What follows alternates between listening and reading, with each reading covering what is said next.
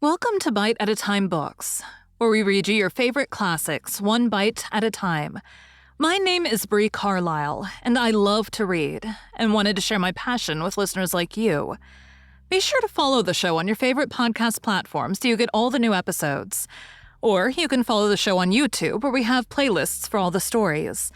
You can find us on all the social medias at Bite at a Time Books, or on our website, biteatatimebooks.com, where you can also sign up for our newsletter for more information on what we're reading and what's coming next for the podcasts. We're part of the Bite at a Time Books Productions Network. If you'd also like to hear what inspired your favorite classic author to write their novels, and what was going on in the world at the time, check out the Bite at a Time Books Behind the Story podcast, Tuesdays, wherever you listen to podcasts. Today we'll be continuing Dracula by Bram Stoker. Chapter 8. Bite 3. 19 August. Joy, joy, joy, although not all joy. At last, news of Jonathan. The dear fellow has been ill. That is why he did not write. I'm not afraid to think it or say it, now that I know. Mr. Hawkins sent me on the letter and wrote himself, oh so kindly. I am to leave in the morning and go over to Jonathan, and to help to nurse him if necessary, and to bring him home. Mr. Hawkins says it would not be a bad thing if we were to be married out there. I've cried over the good sister's letter till I can feel it wet against my bosom where it lies. It is of Jonathan, and must be next my heart, for he is in my heart. My journey is all mapped out, and my luggage ready. I'm only taking one change of dress. Lucy will bring my trunk to London, and keep it till I send for it. For it may be that... I must write no more. I must keep it to say to Jonathan, my husband. The letter that he has seen and touched must comfort me till we meet. Letter. Sister Agatha, Hospital of St. Joseph and St. Mary, Budapest, to Miss Wilhelmina Murray. 12 August. Dear Madam, I write by desire of Mr. Jonathan Harker, who is himself not strong enough to write, though progressing well, thanks to God and St. Joseph and St. Mary. He has been under our care for nearly 6 weeks, suffering from violent brain fever. He wishes me to convey his love, and to say that by this post I write for him to Mr. Peter Hawkins, Exeter, to say with his dutiful respects that he is sorry for his delay, and that all of his work is completed. He will require some few weeks' rest in our sanatorium in the hills, but will then return. He wishes me to say that he has not sufficient money with him, and that he would like to pay for his staying here so that others who need shall not be wanting for help. Believe me, yours with sympathy and all blessings, Sister Agatha. P.S. My patient being asleep, I open this to let you know something more.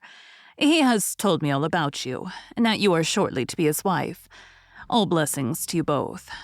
He has had some fearful shock, so says our doctor, and in his delirium his ravings have been dreadful, of wolves and poison and blood, of ghosts and demons, and I fear to say of what. Be careful with him always, that there may be nothing to excite him of this kind for a long time to come. The traces of such an illness as his do not lightly die away. We should have written long ago, but we knew nothing of his friends, and there was on him nothing that anyone could understand. He came in the train from Klausenburg, and the guard was told by the station master there that he rushed into the station shouting for a ticket for home. Seeing from his violent demeanor that he was English, they gave him a ticket for the furthest station on the way thither that the train reached. Be assured that he is well cared for. He has won all hearts by his sweetness and gentleness. He is getting on well, and I have no doubt will in a few weeks be all himself. But be careful of him for safety's sake.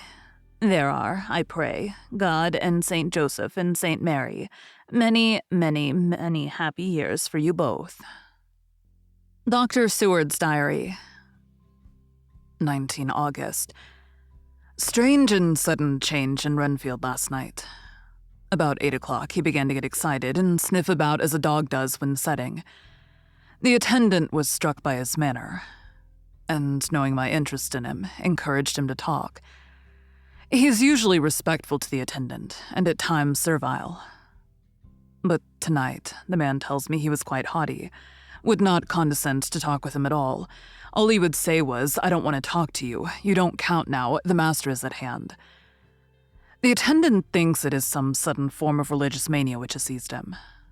If so, we must look out for squalls, for a strong man with homicidal and religious mania at once might be dangerous. The combination is a dreadful one. At 9 o'clock, I visited him myself. His attitude to me was the same as that to the attendant. In his sublime self-feeling, the difference between myself and attendant seemed to him as nothing. It looks like religious mania, and he will soon think that he himself is God. These infinitesimal distinctions between man and man are too paltry for an omnipotent being. How these madmen give themselves away.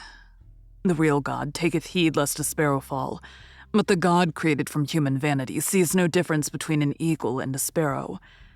Oh, if men only knew. For half an hour or more, Renfield kept getting excited in greater and greater degree.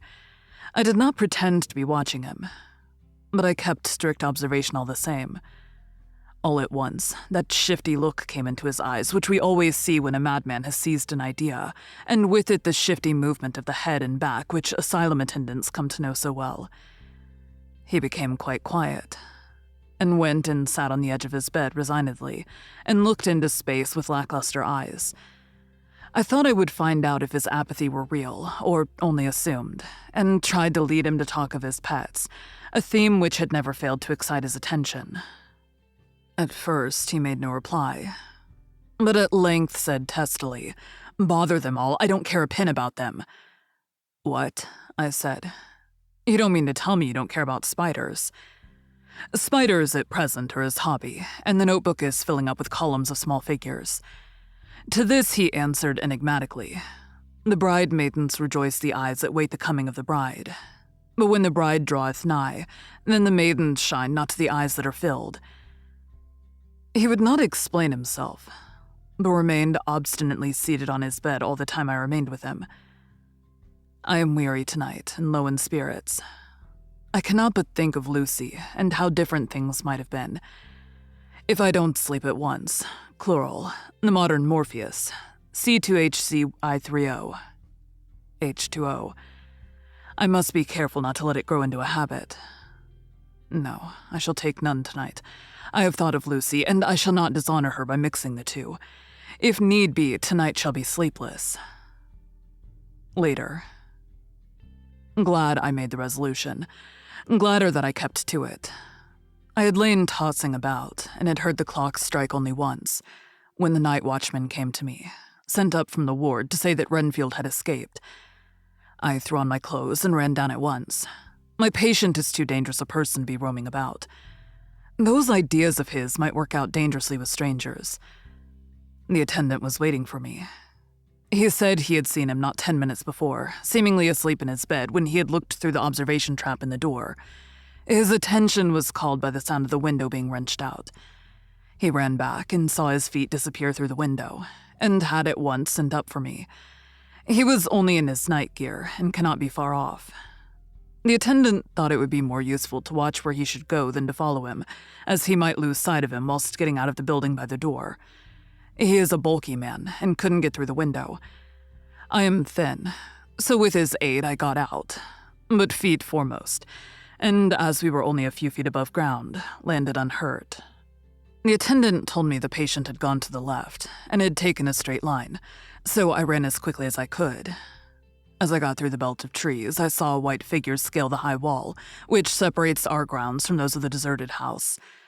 I ran back at once, told the watchman to get 3 or 4 men immediately and follow me into the grounds of Carfax, in case our friend might be dangerous.